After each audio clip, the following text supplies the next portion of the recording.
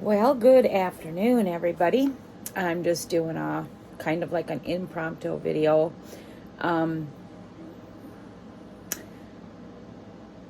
I've had some things on my mind. Actually, this has probably been for over a year now. And I haven't really talked to anybody about it because there's no one actually that is close enough in my life that I would want to talk to them or share this. And sadly, the therapist that I've had for the last 5, 6 years, he left the practice he was at, and the last I talked to him, he wasn't sure what he was going to do, if he was going to go into like a new place to do therapy or if he was going to branch out on his own. And I told him I would just wait to hear, and I haven't heard anything, and it's been about 3 months, so I'm kind of waiting. The thing about therapists, for me anyway, it takes forever to find a good one, to find one that helps you process things and get through things and feel better about it. So that's hard, but to find one. But the biggest piece, well, actually these are the two biggest pieces. The other thing is you find one and you get going with them. And like this last one, I was with him about 6 years. So that's 6 years of my life. And he went through one of the pretty traumatic events in my life when I landed into the mental ward. I'm not sure what you call it, psych ward. I don't feel like starting over. And so I won't search for a new therapist at this point in my life. Maybe I should, but I don't have the energy to do it. So I sit without. And I was seeing him about every 2 weeks.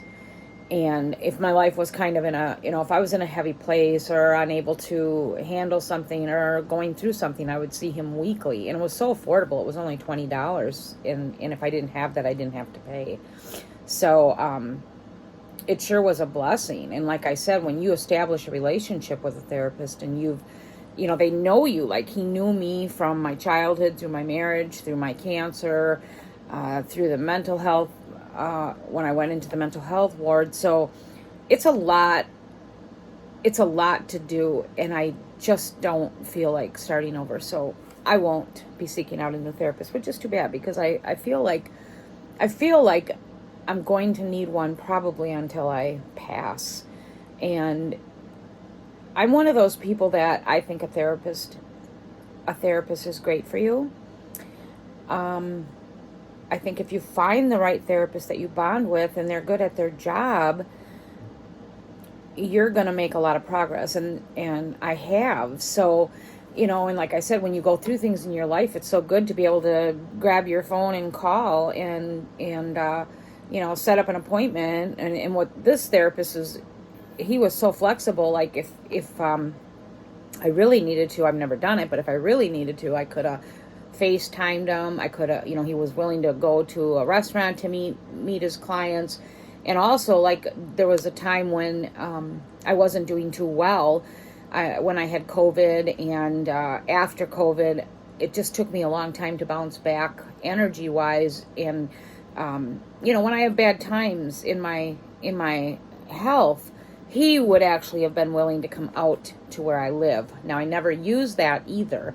And those are kind of unconventional things with therapists, but this is a little different situation. And so I liked that availability for myself, because with me not being able to get around on my own, it was great to have that option. So I really miss it. And I held up pretty well. I think the last time I saw him was probably early spring.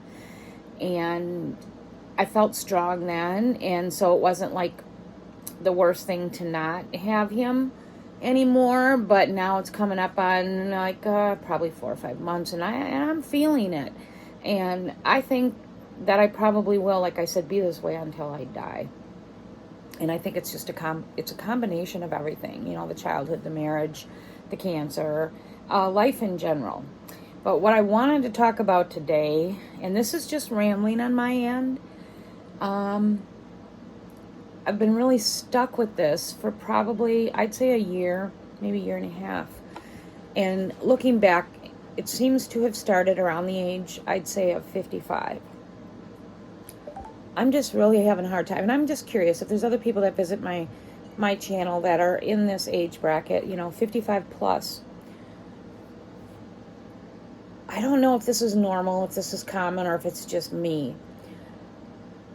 But like gosh, how do I do this? But when you're young and you look back over your life, when you're young, and you go through the things in life, like you get engaged, you get married, you get your first apartment, there's always somebody to share it with. There's always somebody that calls you. Oh, I want to see your new place. Oh, you're pregnant. I want to come feel your tummy. You get a new job. Oh my God, you got a new job. Tell me all about it. There was always somebody, even in my screwed up life with parents that didn't give a rat's butt if I was dead or alive, there was somebody that, would visit me or call me or just want to share in the new things in my life going on or, whatever. And then you get married and then, you get married, you have babies, you buy your first home, you raise your kids, and all through that, you've got in-laws, you've got, our family's huge. I come from a family of 8. Baldy came from 5 siblings, so there's a lot of in-laws, aunts, uncles, whatever. So when we lived in Racine, and then I had a lot of friends when I lived in Racine. But anyway, so there was always people in my life like, oh, come over for lunch. Oh, it's going to be 90 tomorrow. Come over with your kids and swim in the pool. There was just always someone to talk to and always someone to share the things in life. And then, we moved, and so I lost all those connections. And for a little bit, people would come up and still visit me. We're about an hour and 20 minutes away from where we were. But then life goes on. They're raising their kids. We're raising our kids. High school starts. You're involved in all that. I didn't work at that time. I held jobs where I worked out of my home, so I didn't get socialization there. But so I just always felt like there was like connections and people around me to share in the changes and the joys of my life, the heartaches of my life, everything. When the kids got into high school, then I started meeting women through the school, through sports and stuff like that. So some of the friends stayed until after the kids graduated, and some didn't work out. But what I guess I'm trying to say, and I'm probably screwing this up, is I was surrounded by you had an army of relatives. You had an army of, and I don't want to use the word friends, because that's one thing I think I've missed most of my life is good, solid, good friendships. But they were just people that, like I said, would call and check on you and call and talk to you, invite you out for lunch. I would go shopping, this and that. Okay, so then, my kids are raised. I get older. I get a job.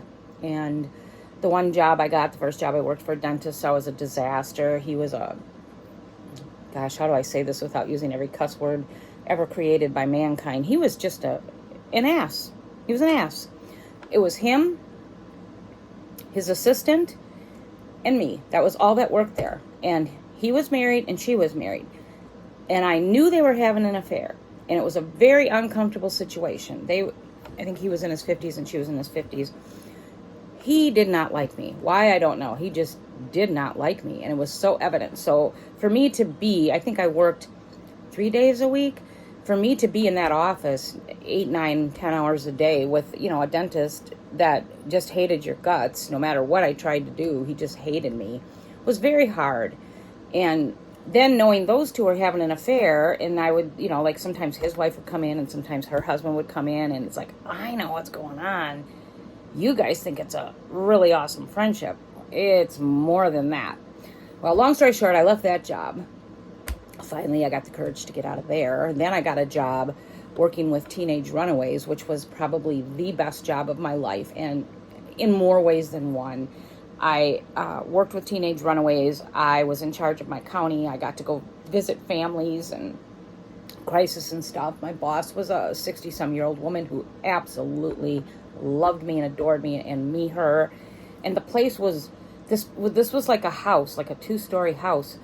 And teens would come in from off the street that were in crisis. They could get a meal there. They would sit and play their guitars. They would have someone to counsel them. If they just wanted to come and hang in and get warm in the winter because they were homeless. It was just a place that was always like crazy busy with life. Teenagers, employees. It was great. So I loved going there. I only had to go once a week because I worked in my county. But going there for meetings and stuff was amazing. And they would treat us like at holidays to nice meals. And sometimes I would just go in there to talk to my boss and catch up on things. And so the job was amazing. The pay was amazing. The environment was amazing. I had so much socialization. And my boss and I became good friends. She was a blind woman too. That's a whole nother story. But what an amazing woman. Still worked full time. Came to work dressed nice every day, which I remember asking her one time, how do you manage your clothing and get dressed when you can't see? And I remember her telling me she had color coordinated everything, so her oranges, blues, browns. But what I never asked was, well, how do you know what's orange, blue, brown? They must have had some sort of system. She was married, but her husband had passed away, so she was living on her own, and she did live on her own for several years after he died, before she died. But this woman took buses. She was blind. She didn't let it stop her from living. And the one unique thing I remember I asked her, I said, how is life being blind when you can't see? Like, you can't see flowers, you can't see snow. And her response was that she didn't lose her sight till she was in her 30s. So she said, I had 30 some years of seeing everything beautiful. She was the most positive person, and I wish she could have been my mom, because she was like a mom figure to me. I think, she was only 20 some years older. I guess she could have been my mom. She was in her 60s and I was in my mid 40s at the time. But she was one of those women that she took you under her wing, and I was able to share so many things with her, about my marriage and my childhood and all that stuff, and it was just wonderful. So I always had that too. I had good jobs, good support through my jobs. Okay, and then that job ended. Then I had a little break, and then I ended up working at the county. And while I didn't make a lot of friends at the county, I still had a lot of socialization during the day. And I worked Monday through Friday at that job. So there was a lot of socialization at work, sometimes activities outside of work, and then, of course, working with the clients. Even though it was mostly a negative situation because you're working with parents that abused and neglected their children, I still had adult conversations and talking. I think I screwed up my mic again. I don't care. If you notice that on my videos, I don't care. So I always had that. So by the time I got home at the end of the day, I didn't care if I talked to anybody because I was talked out, I was socialized out, I was everything. Okay, so then at 53, I get diagnosed with cancer. I become homebound. And I was too sick to work. So a lot of people say, well, why don't you go work part-time? Which I am thinking about maybe looking for something that I can do where I would have to sit because I can't walk. I mean, I can walk, but I walk crooked, and I can't walk long, and I can't stand long. So I would have to have a job where I sit.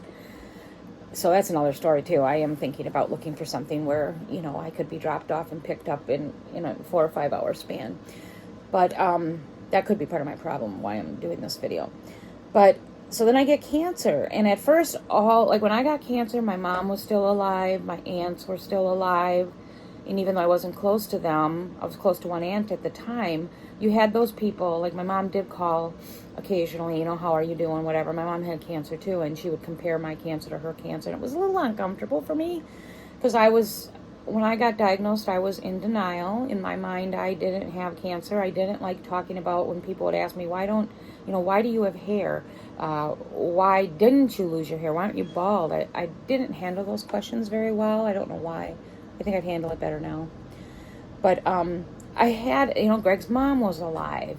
All family members were coming to visit me. Well, everybody thought I was dying. But family members would come visit me. They would send meals. They would send cards. Like I saved, in one of my videos, which is in the beginning of when I was diagnosed, there's a video, and I showed that I kept all the cards that were sent to me. People from high school that I was never really friends with and don't even talk to sent me cards. So I had this constant flux of, I feel like I was enveloped in caring and wondering on how my life was. And apparently I needed that, okay, and I appreciated it, and I I told people that. And then there were people from work for even up to a couple years after I got sick. I would still get cards. I would sometimes get a meal dropped off. I would sometimes get little gifts in the mail. And I just never felt, I guess I never felt, I don't know what the word is, because it's not really lonely. So it's a tough word. That's where I'm stuck. Maybe someone can help me with it. Maybe it's just a natural course of life. But here I sit, almost 12 years in. I left my oncologist, so that's like out of the picture right now. I met my new one. I'll be going back in October. But, you know, all my friends have disappeared. And again, I use that word lightly because to me, a real friend doesn't disappear. I understand people's busyness and all that. I don't even want to hear that crap. I'm sick of that. I hate that when people say to me, well, I've been busy. Don't say that to me. Don't say that to me. I have no tolerance for it. Because you can never be too busy that you can't just ask someone how they are, or let's schedule lunch, even if it's a month later. So anyway, here I am 12 years later. My mom's gone. So even though I didn't have a relationship with her or do anything with her, you know, that phone call maybe once a month is no longer there. My cousin, who I was extremely close to and would talk to several times a week, has been in a nursing home with her dementia for the last 4 or 5 years. She can't talk at all. She's nonverbal. So that was a huge support gone. My former woman boss that I loved, she passed away. There were some women with cancer that I would text and talk to. They're dead. Greg's mom passed away. The people that were visiting from the family, sending meals, that kind of stuff, it's all done. It's like, oh, she's better, or she got better. I don't know. And maybe it's not even that. Maybe it's just, you know, life goes on. I haven't passed away. And people just go on with their lives too. And I don't think, probably most of them don't mean any ill intention or ill will. I really don't believe that at all. But here I sit at 65, trying to find my place. Like, how do you find your place at 65 when you're, like, if I could walk, I think this would be a lot easier, because I would go for walks on my own. I would go shopping on my own. I would take myself out to lunch. I would do the things I love to do. But anything I want to do, I have to ask for help. You know, like I have to ask Greg, will you take me to Hobby Lobby today? Will you take me to the jewelry store? I hate that. I hate it for 2 reasons. I hate that I can't be independent. And then I hate that he knows everything I'm doing. Like, if I want to go to lunch, well, you had lunch out 2 days ago. If I want to go get, I crave a lot. And God forbid I see a commercial, because if I see a commercial on a food, I'm like, oh my God, I got to have that. So then I'm there the next day. So anytime I say, well, I want to go do this, or I want to go buy this, didn't you just do that? I hate that. Like, really? Do I have to report to you? That's why I miss being independent, because I just did what I wanted. If I stopped and had a hamburger for lunch, he never knew. If I stopped at a store and bought myself the 8th shirt of the day, he never knew. Now he knows everything I do, and I hate it. So I'm at this weird place. Like, I have to kick him out of here so I can make a video, because he's like a picture on the wall. The dude's never gone. I can be fine on my own.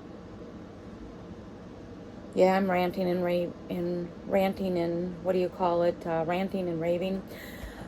But more than that, it's how do you find your place at 65 when you're still alive? You're not supposed to be alive, but you're still alive.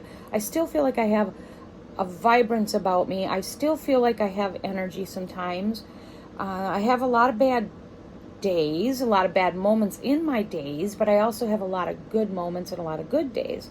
So I miss socialization. I miss so many people in my life that were alive and are no longer here.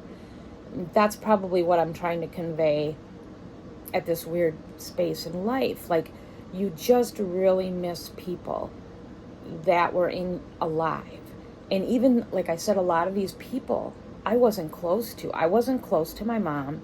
I was close to one aunt, you know, when she wasn't, she was pretty dysfunctional, but when she wasn't in her dysfunction, she would always call me and talk to me, and I would call her, and she always wanted me to send her lovely lilac candles, and I would drive down and bring her stuff, and it was a contact. It was, how are you? I'm thinking about you. I love you. She would send me cards on my birthday. She would send me Christmas cards. So all that is gone. All of it. Even Greg's mom, you'd get a card on your birthday. Years ago, we used to get a card and $25. It was funny, but I always needed that $25.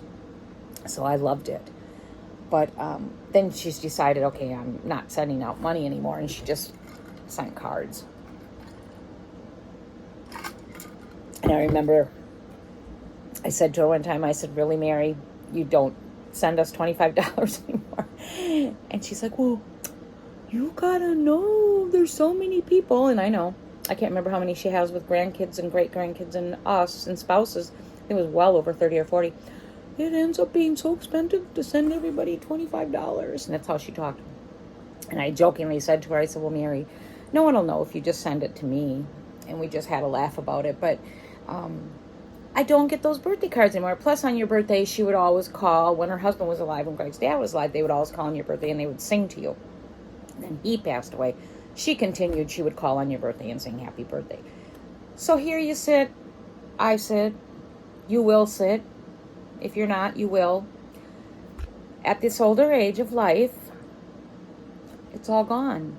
Unless you've been blessed with a lot of friends in life, and you do have your health and you can walk and do things independently, then you might not feel what I'm feeling. But if anyone out there is feeling what I'm feeling due to health, due to, not being able to get out and be independent, how do we handle this? I pray a lot. I ask God for advice. I ask God to put people in my life. It just isn't happening. I joined the social club at the resort that we stay at in the summer. I joined 2 weeks ago. It's on Tuesday nights. Of course, I didn't have it last week because of the holiday, but they'll have it tomorrow. And I walked in there, and I don't mean this in a bad way, but I walked in there, and I made a promise to myself that this was my last attempt in my lifetime to meet people. If it doesn't work out, I'm done. So I went. So I walk in there with my walker, and I look around, and I feel like everybody was like 2 steps from a nursing home. And I don't take this in the wrong way, because I'm not, but I'm looking around and I'm like, oh my God, this is like a nursing home. These are all like the old people. Everybody turned and looked at me like, what is she doing here? So then I thought, well, maybe I screwed up. Maybe it's for the older folks of the resort, but it's not. It's for anybody. So anyway, I felt a little uncomfortable, but I stayed, and I decided I was going to sit through it and just be open-minded, and I stayed. And then, the longer I stayed, it was about 2.5 hours, I felt comfortable, and they kind of divide up in groups and they play games. So this one group kind of took me under their wings, and I felt like I was the youngest of the group, and they were coddling me and whatever. But the more I looked and the more I thought about it, I thought, I'm probably the same age as them. I just sometimes feel like I don't look like I'm old, but I am old. And so I hate when people refer to me as a senior citizen and the elderly. Ugh.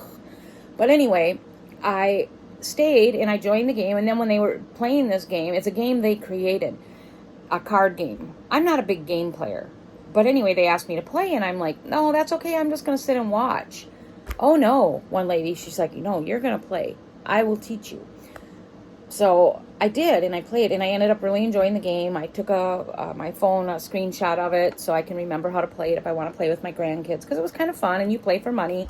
I left there owing $1. But it's again tomorrow night, so I'm looking forward to going. Everybody brings a snack. I'm going to bring my homemade peanut butter cookies, which is my very own recipe. And if anybody wants it, if you like peanut butter cookies, let me know, because I will give it to you. I've never had a better peanut butter cookie. Never. So anyway, I joined that group. Tomorrow will be my second time if I don't forget. But otherwise, I feel like I am all alone in this boat. All alone. There's nobody anymore calling and saying, how are you? Do you want to go to lunch? Do you want help with your tiny house? Do you want to go thrifting?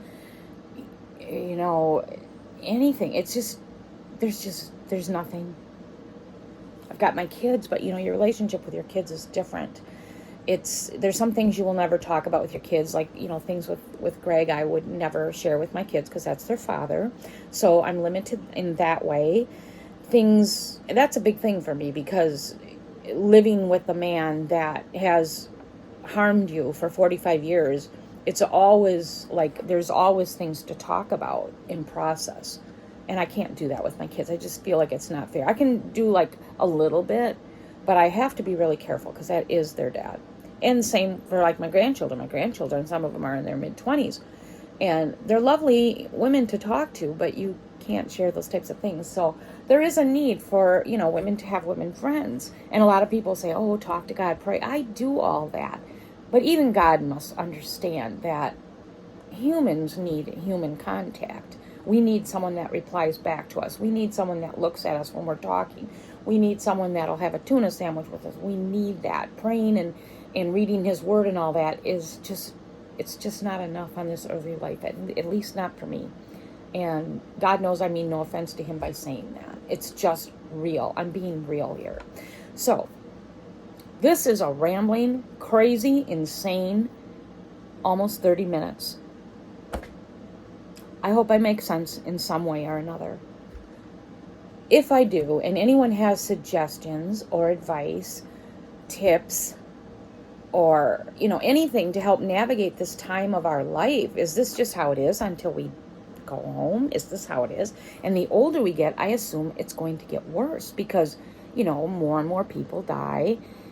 And I mean, if I keep living, like I keep telling God, if I'm going to keep living here and I'm going to keep being here, I need some help because I just can't, I don't want to do this pretty much by myself. I miss companionship. I miss female companionship. I miss, like I said, you know, I remember my cousin, like we would watch American Idol, and oh, it was so funny because we each had our favorites and we'd pick who we thought was going to win, and we always picked what guy we thought we would, you know, be with. You know, there was a standing agreement in our relationships, and Baldy knows this, and even Baldy has agreed. I even agreed to Baldy doing this.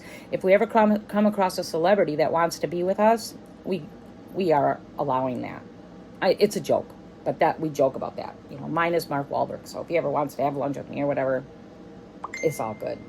So, but that's how me and Rose were. We would always joke about, you know, we would pass each other's pictures of guys like on American Idol that we thought were hot, and it just was fun. It was just crazy women, young girl, crazy stuff that I really, really, really miss.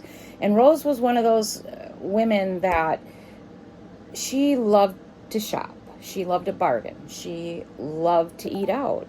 So her and I did the same things. We would go to all the new stores. We would go to all that. We never bought anything, but we would go. We went to everywhere. Every time I went to her house, we would camp in her yard. We spent the weekend shopping, thrifting, and then eating out. And then we go back to her house, and we would end the night with a movie from Hallmark, and we'd order out pizza. And Greg and her partner would sit in the basement and watch their man shows and drink, and me and Rose would sit in the living room and watch our Hallmarks and cry and whatever. I really miss that stuff. It helps you get through life. It helps you get through your sicknesses. It helps. And it's all gone. So, back to my point. How do any of you cope with that if you're going through it? Or suggestions or tips? If you're not going through it, I'm going to guess at some point in life you're going to go through it, because we all age. We all lose people we love. Friendships change, life changes, jobs change. And so it's a part of life that we can't avoid. I'm telling you, it stinks. So I'm going to end that on this. And I hope I made sense in some way or another. This was kind of a rambling. Like I said, this is a rambling day. I sometimes get all this stuff built up inside of me, and then I just got to let it all out. And this is one of those days. So I'm going to get off this video, and I think I'm going to message my old therapist and ask him if he has a practice yet or what's going on, because it might be time for me to do a check-in.